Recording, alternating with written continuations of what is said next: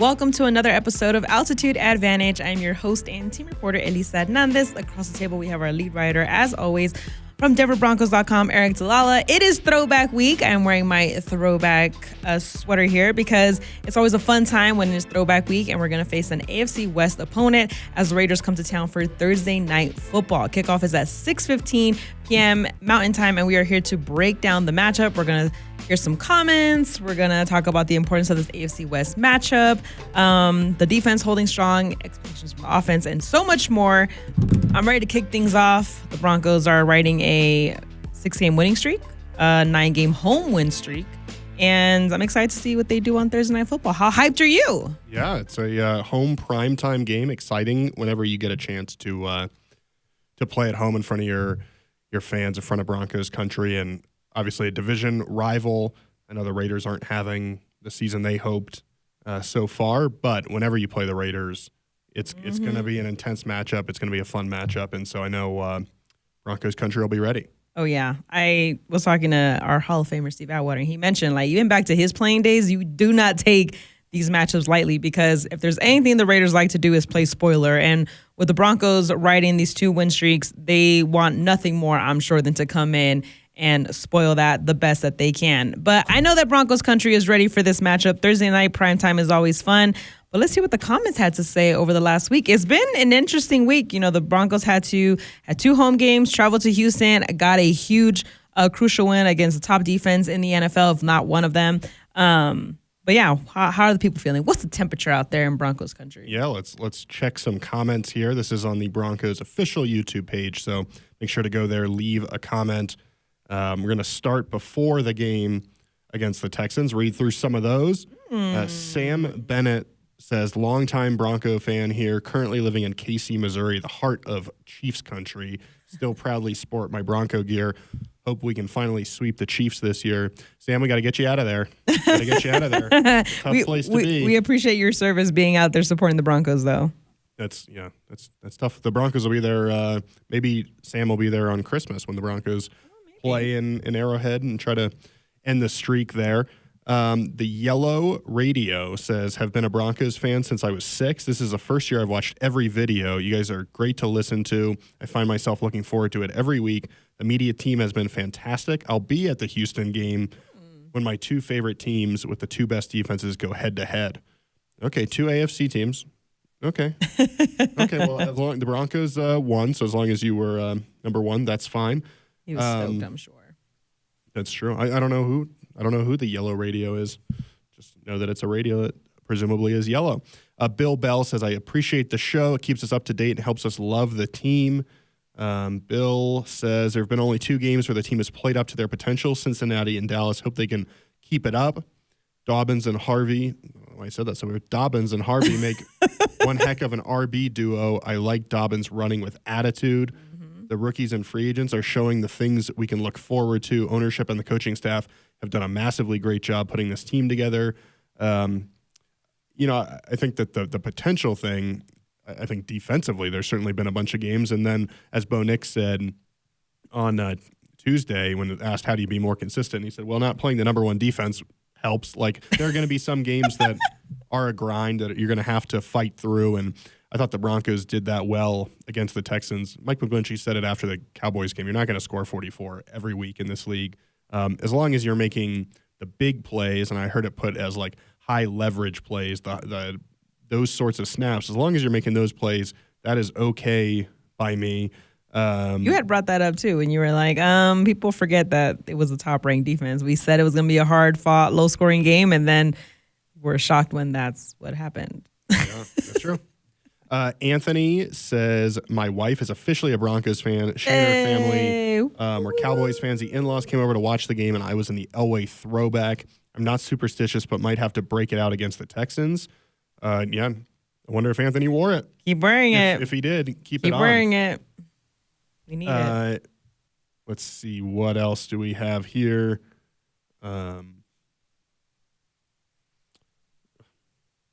Jonathan trying to give me a grammar lesson. Not interested today, Jonathan. Okay, and then we're going to the next show after the Broncos win over the Texans. Adrian Hernandez says, let's go Broncos. Bo's the real deal and a franchise quarterback for our team. I've been a Broncos fan since I was little. I remember watching Tim Tebow and Peyton Manning play, so Adrian must not be that old. But that's okay. We like the new generation of fans. Bo Nix reminds me of Hall of Fame quarterback Drew Brees. Okay. I think there's maybe some similarities there. Obviously, Sean Payton, a big fan of both those guys. Dylan Dean, 1553, says, losing a guy like PS2 on defense demands major adjustments, not just to personnel, but to scheme. I was impressed by the way the defense kept Houston out of the end zone. If we get to the bye week without losing, we're taking this division. Got to make it 2 more weeks. Okay, one at a time. One game at a time. And, I think, listen, if you can win the next 2, you're going to be in a good spot, but got to win the first one before you can do the second one. A lot of Let's Go Broncos in here. Nice. Let's see who else. 5280 spelled out. But do you get it? Yeah, they spelled it out. 5280, yeah. That's nice. Love this channel. Quick note, are you guys able to pick a specific play and just break it down, like in an analytical way, and talk about who did what and how it shows a team that's developing? Wow. We can use our Microsoft Copilot Plus PCs. Yeah, if you haven't checked it out, go to YouTube Shorts or denverbroncos.com. Steve Atwater broke down the goal line stand by Dre Greenlaw. And it wasn't just Dre Greenlaw, but Dre had a nice sequence. There. So, go check that out. 5280. Yeah. Team Took, who I think last year maybe I was blasting for some reason. I can't remember. Why? I don't remember. I feel like Team Took maybe said something sassy. Maybe I'm wrong. I can't remember who says. They're all mixed in at this point. Likes to talk about kind of the nameless, faceless opponent. When someone comes at me that they're nameless and faceless, I just go. Just go at them. But Team Took said the Riley Moss haters are on their bye week with a crying, laughing emoji. That's a good one. I like that. Team Took, you get 1 free pass to blasphemy next week if you want. Yeah, that was good. It's pretty funny. Yeah, Riley Moss played well. People were, and this is kind of the same way when I'm watching it live. Broncos have 4 sacks in the first half, and then you're kind of like, no sacks in the second half. Benito almost got there for 1 at one point, but then you go back and watch it, and you realize, okay, hey, they're dropping a lot more guys. They're basically trying to make Davis Mills figure this thing out, and can he read this coverage? And that's part of the reason why Vance Joseph is so good at what he does, is that he's not going to give you the same thing the whole time. The Broncos brought pressure early, played man, and then in the second half, they were like, listen, we're going to bring 3 or 4 guys, but try to pick us apart. And obviously we saw how that went, the just 1 first down over the final 6 drives for the Texans. So that was impressive. Chantel Mackey says 6 straight, still don't get no credit. They won't believe us until we go to the Super Bowl and win. All right. Dennis says we will see what they're made of after 4 days rest against the Raiders. I think that's true. You get a little bit of you got to have some toughness, some grit to you. I think this team has that. So we'll talk more about that. But I think they'll be ready to go. And then Danny, he decided to be the Danny Sanchez. Dominguez says he's going to be the hater of the day. He says, what was it? Aric spelled wrong. Eric Delulu. Ooh, like delusional maybe. Okay, Danny. I got you. That's all he wrote? That's all he wrote. I don't know. You be putting some hot takes that actually play out, so I don't know about that. All right, Danny. I got a list, Danny. I got a list. Well, you know what? I have a list too, because when you look at the AFC picture, the Broncos are tied with the Patriots and Colts for best records in the AFC. You take a closer look, and after the Chiefs and the Raiders lost, the Chargers are right behind them, I believe, at 6-3. The Broncos are 7-2. This is an important AFC West matchup, and yes, you cannot overlook it. The Broncos do a very good job of not overlooking. And even Cortland Sutton spoke on Tuesday and mentioned, everyone's talking about the short week. They're in the same boat as us. We're on a short week. They're on a short week. We have to go out there and perform. Like, there's no excuses to be made. Like, everyone is in the same situation. And we have to try our best to get this win, because they have to put some distance in the AFC West, because this picture's only going to get tougher, not only overall in the AFC, but it all starts with the division and how they're able to do there. So how much are you looking forward to this AFC West matchup, especially in prime time in the throwbacks? I believe there's no better stage for this game to happen. Yeah, that's right. I mean, this is kind of what you're looking for if you're the Broncos, to have a chance to earn a divisional win.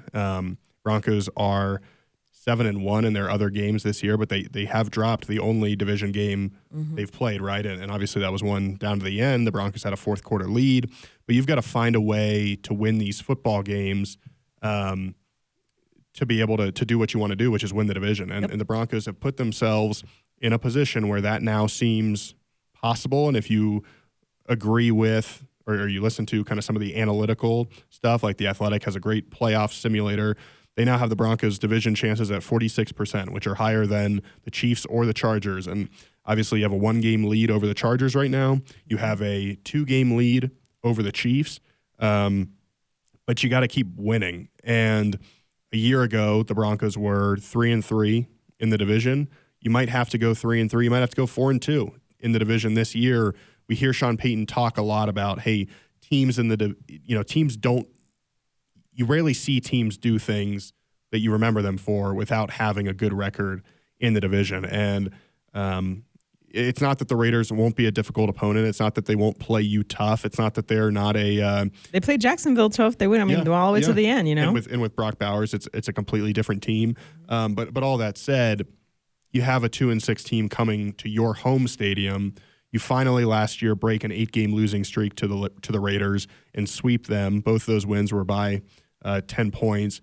You've got to find a way to win this football game and get back to 1-1 in the division. And then, like I said, 7-1 out of the division. You've only played one division game through these first 9 weeks. You're about to get a whole bunch of them. It's 5 of the last 8 games are division games. And so the Broncos have to find a way. Bless you. Thank you. I'm trying to hold that in while you were talking, but I couldn't. It was close. You almost did it. But yeah, you've just got to find a way to win this football game. And at home, continue you won your other primetime home game this year. Find a way to win this one. And it would be your first primetime win over an AFC West opponent since all the way back in 2017. So You've got to find a way to win these big-time games. And I know that the opponent's record doesn't reflect it, but these Thursday night games, they're always a little bit wonky, are always a little bit weird. Sean Payton talks about the importance of getting that halftime lead and getting ahead early. So all those things will be things that I'm looking for, but you've put yourself in such a great position to compete in this division and get the AFC West back for the first time since 2015. These are the types of games you got to go out and take care of business to kind of stay on that path. No, I agree. And one of the things about what you mentioned about the Broncos sweeping the Raiders last year, they won those games by 10+ points. And the Broncos are also looking to start the season 8-2 for the first time since 2015. This is, as you mentioned, the first time they're going to see the Raiders this season. And I think you try to find that balance between what the Raiders have been doing well and how you can attack them, right? You can attack Geno Smith. You have to prepare for Max Crosby. They have. We'll get to Ashton Genty and what he can do a little later in the podcast. But I think it all starts with just that mental focus of 2-6, but they went head to head with the Jaguars. They went to overtime in that game. Like, they can always push you to that limit. Like, rivalry games, it's just like when you ask the guys, hey, does primetime give you that little more oomph to go out there, a little more intense, a little more motivation? AFC West rival games are the exact same way because they know it doesn't really matter, it does, but the overall season is one thing. But when you're winless in the division, that's not a recipe for success. Head coach Sean Payton had mentioned that the beginning of last year is something he continues to preach this year. And as you kind of look at how this offense has been able to come together, playing in primetime, I feel like Bo Nix is done really well in those games. His defense has been holding really strong. But what are your kind of expectations for this Thursday night game on short rest for this team to kind of come in and start fast? Yeah, I think that it's important always to get off to a fast start in these games, but when you play on Thursday night, we've seen just kind of, and Sean Payton, like I said, he talks about this a lot, you've got to find a way to start fast, to jump out to an early lead. This, to me, feels like the type of game where it almost reminds me of last year in Denver against the Raiders. When the throwbacks. In the throwbacks. When the Broncos were able to get ahead, finally, they kind of took control of the game. And a lot of what the Broncos want to do, and we'll talk about this offensively in terms of running the football, playing defense and getting after the passer, forcing turnovers, which is kind of, I think, the last piece to this defensive puzzle. All those things are easier when you play with a lead, and in a lot of ways, the Broncos are built despite the fact that we've seen them come back so many times in the fourth quarter and they have that resilience, they're built to play with a lead. We saw that against Dallas for sure. I think we saw that against Cincinnati. And while they have different ways that they can win, the ability to salt games away with a good running game is important. If you can come out on Thursday night and get an early lead and force Geno Smith to drop back and get them out of rhythm, that's a recipe to finding a way to get a win. The longer, especially on Thursday nights where maybe you don't have the same amount of time to game plan, where, things are just weird things happen on those weeks. And so if you let a team hang around, the bigger chance there is that like something funky is going to happen, right? And so a year ago, listen, the Raiders came in here for that Week 5 game, and that was kind of the deciding factor for both teams' seasons. The Broncos, after that game, went on. I know they lost the next week to the Chargers, but they started stringing wins together. The Raiders, meanwhile, I believe after that game, lost 8, 9, 10 games in a row, and it kind of was this divergent point for those two teams' seasons. But going into that game, I think people thought, the Broncos can win this game. And early on, Brock Bowers catches that kind of fluky touchdown where he wins a jump ball and takes off for the end zone. And before you know it, the Raiders are down at the goal line with a chance to, I believe, take a 2-touchdown lead when Pat Surtain makes that really impressive, obviously the play we've seen a million times at this point, the 100-yard pick six. Almost, you got me going now, too. Bless you. What's in this studio? What's in here? But, like, that's what can happen. And had Surtain not made that crazy play, now maybe you're looking at I think it would have been 17-3. You're looking at that sort of deficit, and now all of a sudden the game is tied. Yeah, right. But like, had they gotten that touchdown, now you're at a place where you're down 2 touchdowns. It's not where you want to be. You've got to completely change your plan. The script gets away from you a little bit. The flow of the game changes. So that to me has to be the key on Thursday night is, one, don't let the game flip toward the Raiders' favor. Don't let them get momentum, because if you let them, and I thought that was one of the things that Denver did really impressively against Dallas a couple weeks ago, is Bo throws that early interception. The Broncos end up getting a goal line stand, holds them to 3 points. It almost essentially was a momentum swing in Denver's favor, even though the Cowboys ended up scoring kind of 3 free gimme points off that turnover because they didn't get 7.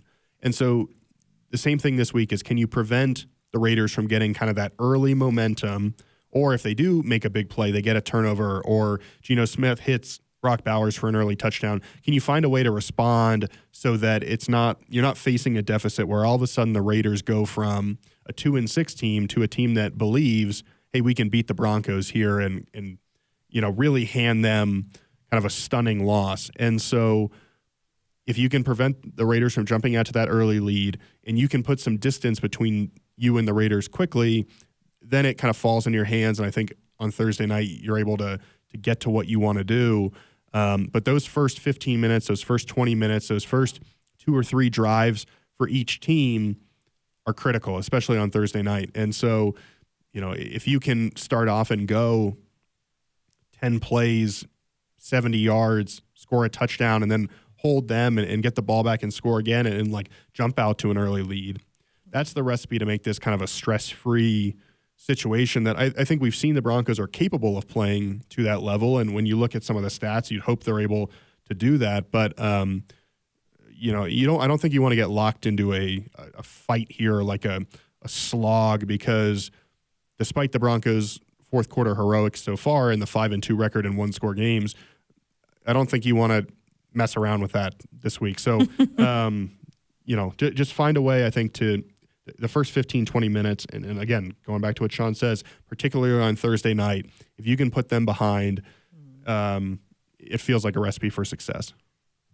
That, I think, is one of the reasons why that goal line stand against the Texans in that first series was so impressive, right? Because you saw how the defense was able to really hold them and then ended up missing that field goal.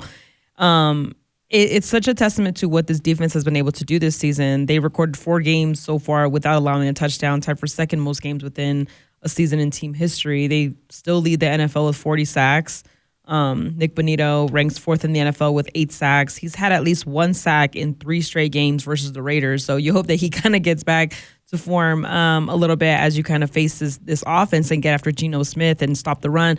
The Broncos have been really impressive on defense. What they've been able to do against the run game over the last few games has been really impressive. How they've been able to get after quarterbacks, bring that pressure.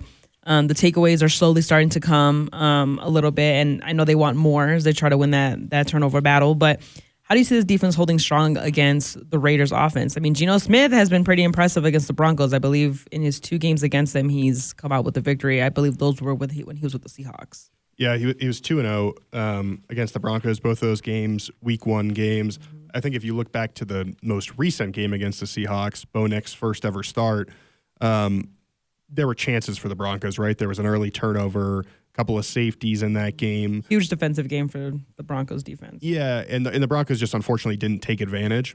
That was Bo's first game ever. I expect a different offense for the Broncos that will be able to capitalize more on some opportunities.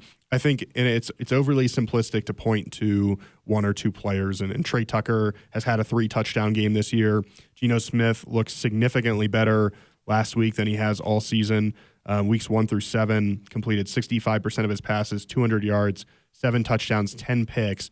He's tied for the most interceptions in the league and a 77.1 passer rating. Then you get a healthy Brock Bowers back last week. Completion percentage goes up 10 points, yardage goes up 80, throws 4 touchdowns, 1 pick, and his passer rating goes up 40 points. Again, I don't want to oversimplify it, but I think a lot of that is Brock Bowers and what he's able to do at the tight end position. I asked Vance Joseph about him on Tuesday, and he said last year we put Surtain on him. Like, that's how good of a player he is. Yeah. I think there's got to be a plan for Brock Bowers, who we know was a first-team All-Pro. A year ago, he had 127 yards, 12 catches, 3 touchdowns last week after missing the prior 3 games. Of course, he's back right in time to play the Broncos. 3 touchdowns in that game against Jaguars is pretty insane. I mean, I was just looking at it. It's like second quarter, 7 yards, at 27 yards, and he had a pretty impressive, one-handed catch, I believe, in the end zone. Yeah, in overtime to give the Raiders a chance to win the football game. Mm-hmm. But it's got to start and end with Brock Bowers. And obviously the Broncos, it's a little easier for them that Jacoby Myers, the Raiders' number 1 receiver, he got traded to Jacksonville yesterday, so he won't be there for this game. So you're probably talking about, one, can you slow Ashton Genty, who, and we'll talk more about him, but can you slow him down? Yeah. And then Brock Bowers. If you can limit Brock Bowers, and we've talked again and again about the Broncos have only allowed 1 100-yard receiver this year, Devonta Smith, in a Week 5 win over the Eagles. But if you can stop Brock Bowers from just absolutely crushing you, it feels like defensively you should be able to have some success. And that's where, especially over the last few weeks, Vance Joseph has just been really good at, and we heard it against Dak in particular, right? They played different coverages. They didn't give him the same thing, so you couldn't kind of learn about, hey, what are they doing? How do we attack this? He kept mixing it up. I would imagine something similar, and I don't know who's going to be on Brock Bowers. I don't know, do you double him? Do you triple him? I don't know. Right. Do you play man? Do you play zone? I don't know exactly what it's going to look like. Again, still, it seems like you're going to be without Pat Surtain. So Riley Moss, Chris Abrams-Drain, Jahdae Barron, Talanoa Hufanga, and Brandon Jones on the back end. Those are all guys you've got to count on. Jaquan McMillan. But if you're able to slow Brock Bowers and throw different things at the Raiders, it feels like this Broncos defense should be able to find some more success. They've just been so good this year, and we've talked about, close on some turnovers, and Hufanga's had a couple near interceptions. Vance Joseph kind of joked, got to find a way to catch that one. Huh? But against Geno, who has thrown tied for the most interceptions in the league, maybe there's a chance to get a couple. And certainly on the Thursday night, if you can win the turnover battle, that's a huge, huge part of it. And I have to look because it doesn't feel like the Broncos have won the turnover battle all that much this year, and yet they're still winning. And so it's like, man, if you can get to the point where you are winning the turnover battle and you're playing this way on defense and the offense starts to click, that's when it's like, man, this team could really be scary. So the fact that they're winning despite doing those things, I think is encouraging, but it wouldn't surprise me if you can find a way to stop Brock Bowers. Can you get some turnovers and really have a nice defensive performance? You look at how the defense played against the Houston rush game. They only allowed 77 yards rushing And when you look at what Genty did on the rushing side, he only had 42 yards rushing. Obviously, he had a touchdown on the receiving side. But the run game, what the Broncos been able to do with that has been really impressive. And just trying to find ways to attack an offense has really been something that the adjustments have really shown through Vance Joseph and what he's been able to do. Let's touch on that 1 point for a second, because how impressed were you with the way that this secondary was able to play against the Houston Texans without Pat Surtain, and what they were able to really kind of produce on the field? Because we've always said this, they're very adamant about next man up mentality. It's one thing to say it, it's another thing to do it. And they were able to do that against Houston to come out with the win. Riley Moss playing very well. And as the comments said, the haters must have took a bye week this week, because there's not much to say. He's been targeted the most, and he's still playing at a top tier level with Pat Surtain being out, even when he was in, honestly. Yeah, like I said, I think there's several elements to it. One, those guys played well. Two, Vance Joseph mixed up coverages and played more coverage in the second half, which challenged Davis Mills. I think you also have to acknowledge that, like, it was a backup quarterback in there, and so you're going to face bigger tests. But that is it's a different skill position test too. Like Nico Collins, no disrespect to any of the Raiders receivers, is probably a bigger challenge from the receiver position. And Dalton Schultz is a good tight end, but Dalton Schultz is not Brock Bowers, and so it's a week-to-week thing. You gotta find a way to do it each week. I was impressed. I was.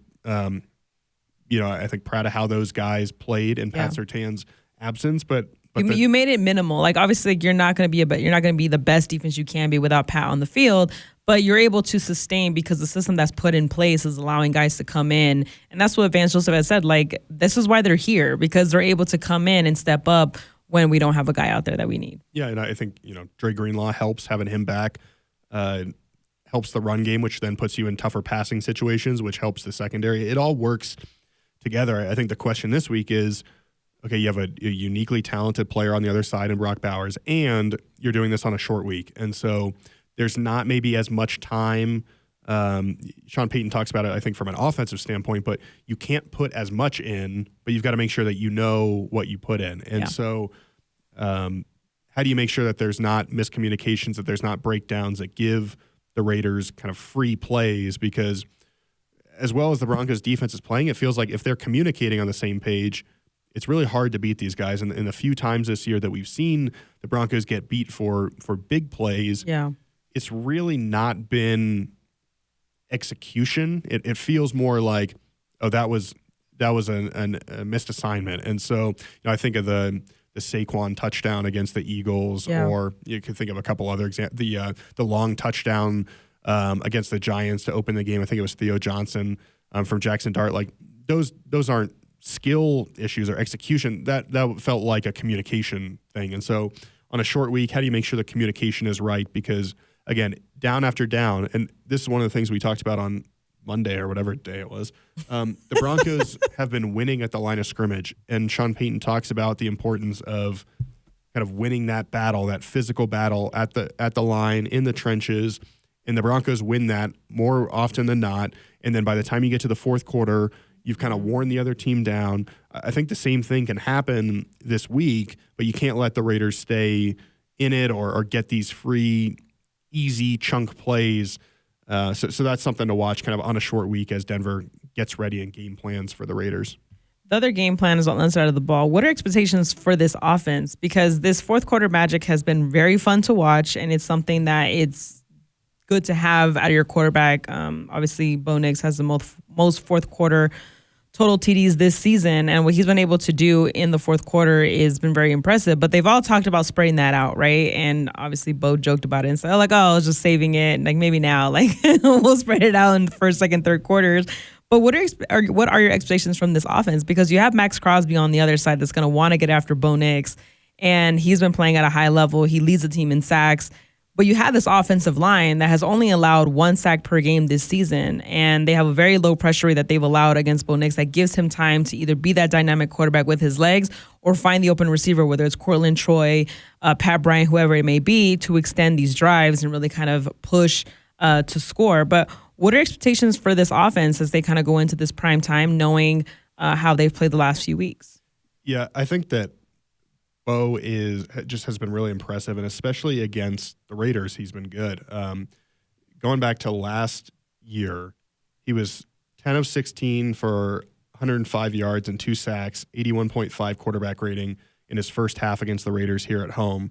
And then he comes out and just plays spectacularly in the second half, ending up with 206 yards, 2 touchdowns, and 117.2 rating. So really turned it on in the second half. And there was that clip last year of Max Crosby kind of yelling at Bo, "Hey, Bo, they can't hear you. Bo, they can't hear you." Yeah. And then he throws a couple touchdowns in the second half. He has the dive in, reaching over the line for another touchdown, and the Broncos kind of ran away with that game.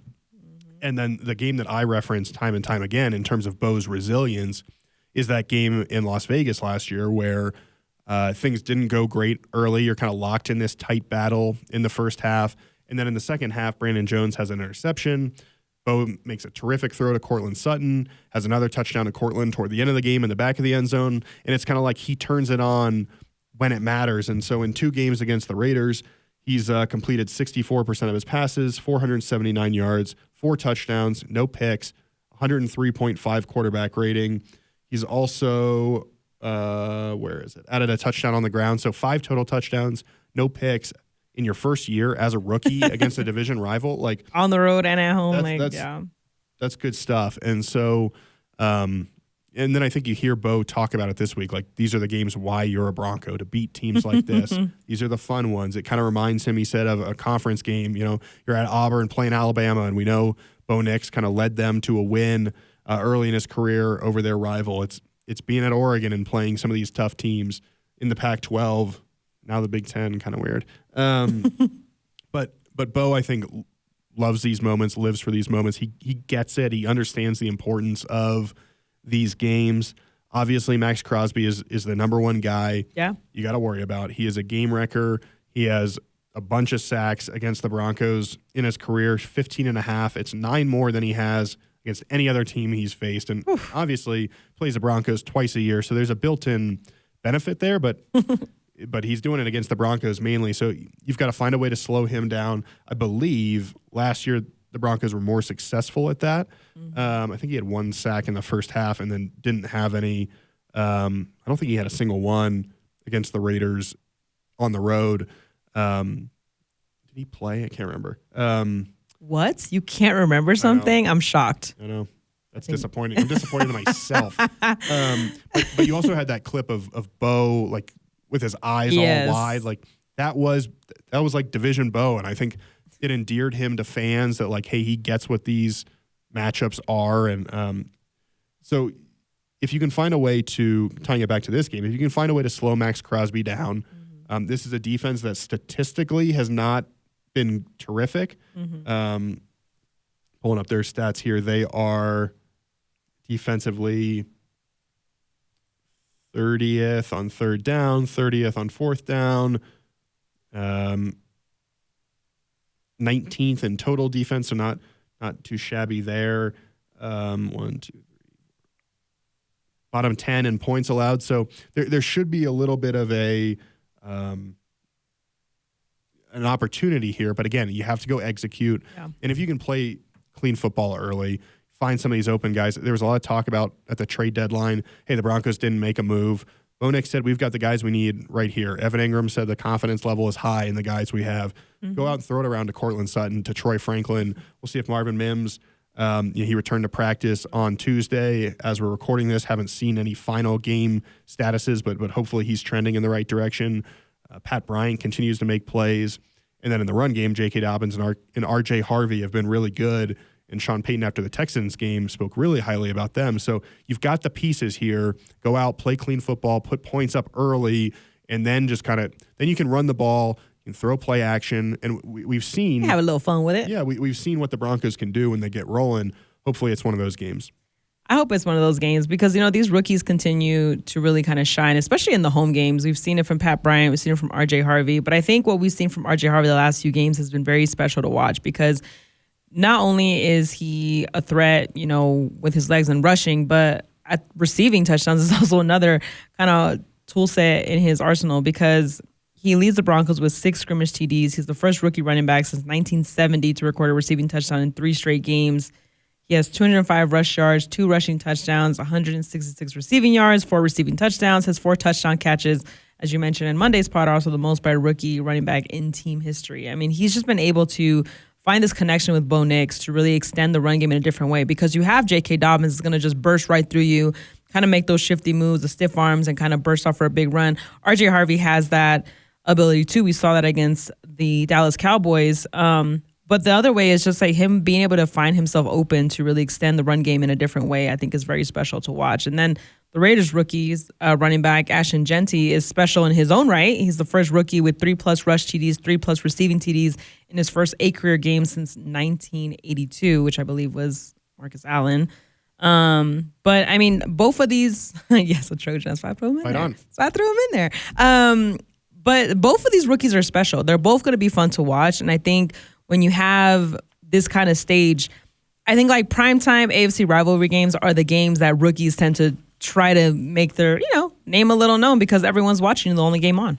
Yeah, R.J. Harvey is, and Jeanty, obviously we know what he did in college and was so impressive. I think still kind of finding his footing in the NFL. And I was trying to find there's a good stat from our friends at the research department. NFL research, shout out. Doesn't he buying you time? Yeah, he has. It's interesting. He's got 123 rush yards after being hit at the line of scrimmage, which is 4th in the NFL. So he's finding ways to break tackles. He's 3rd in the NFL in missed tackles.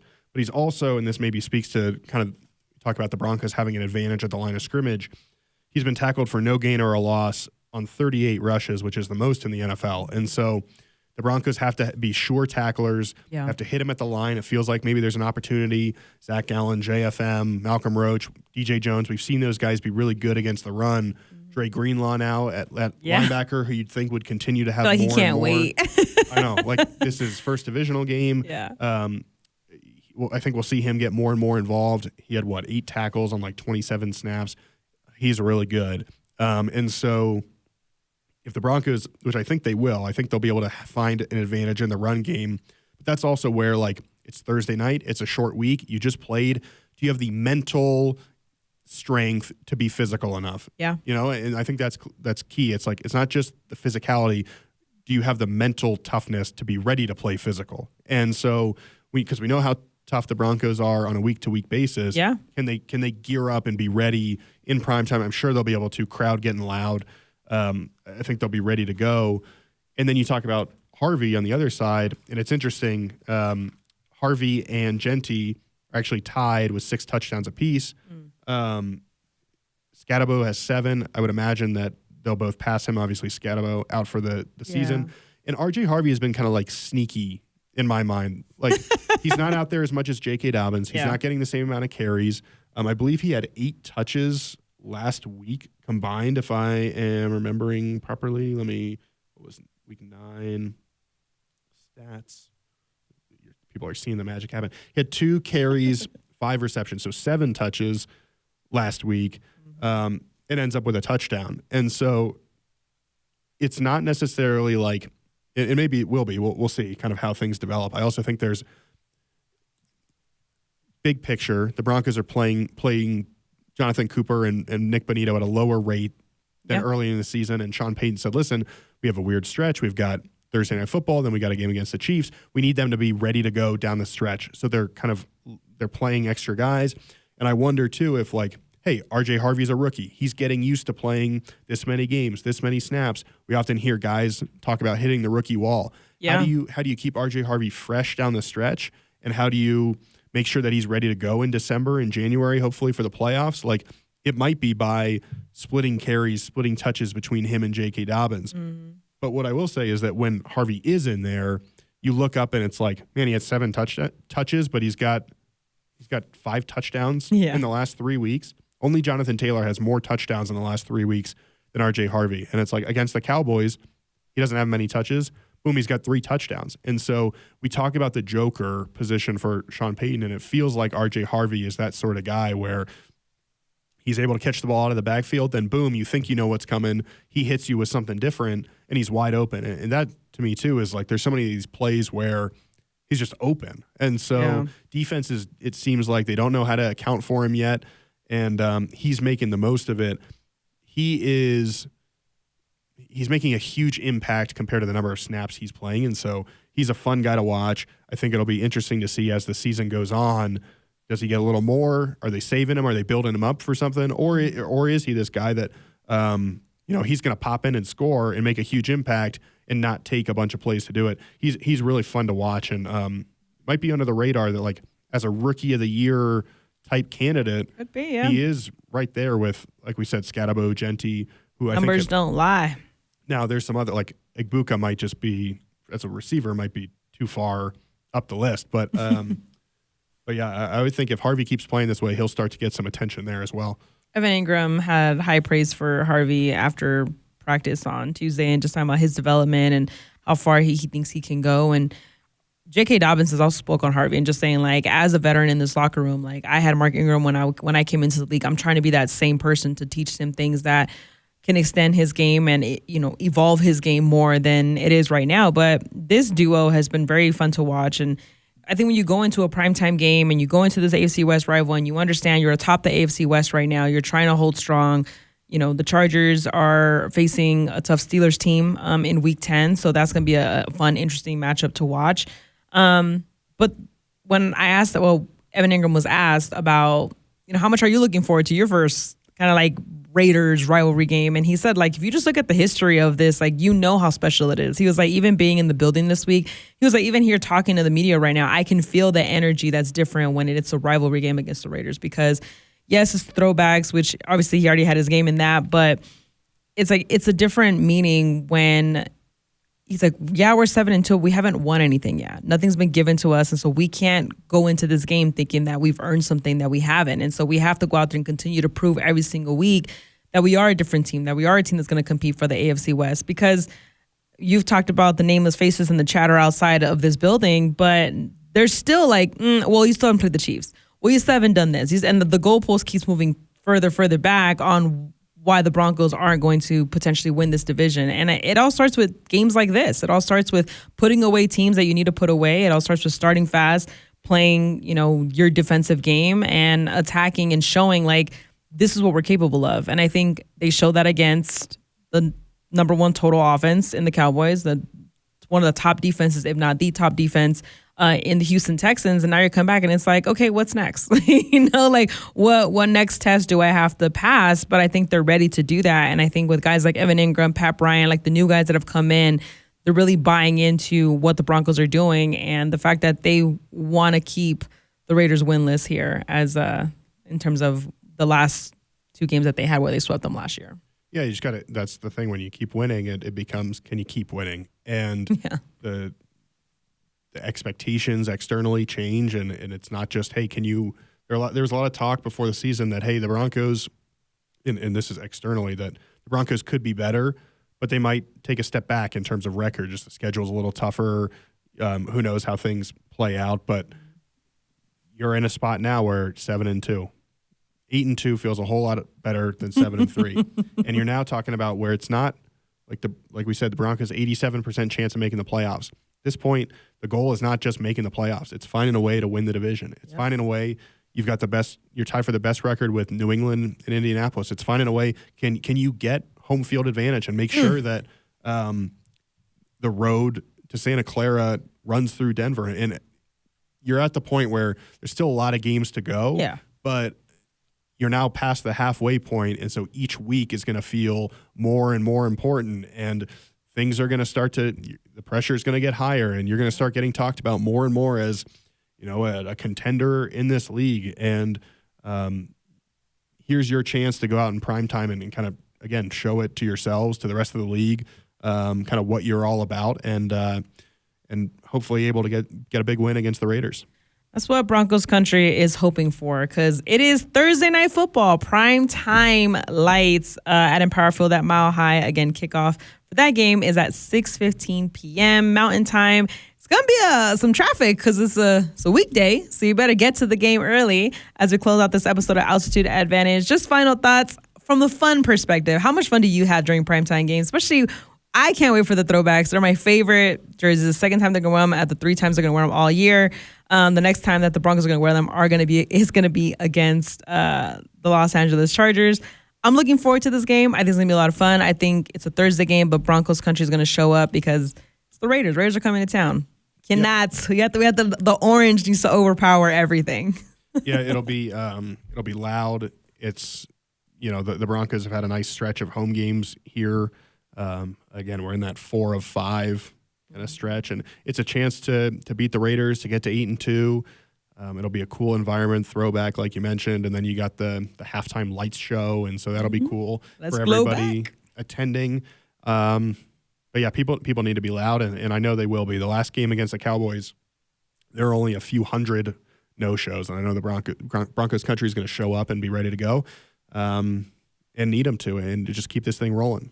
Well, Broncos country, we're going to keep this thing rolling with our coverage. So make sure you guys stay tuned on DenverBroncos.com and our official YouTube channel. Check out Broncos HQ, where me and the Hall of Famer Steve Atwater do more further breakdown on this matchup for Thursday Night Football. Once again, I am your host and team reporter, Elisa Hernandez, in the podcast studio with our lead writer on DenverBroncos.com, Aric DiLalla. We appreciate you guys listening. Make sure you guys drop your comments, subscribe, like, share this podcast with your friends. And we cannot wait, and we will see you on Thursday Night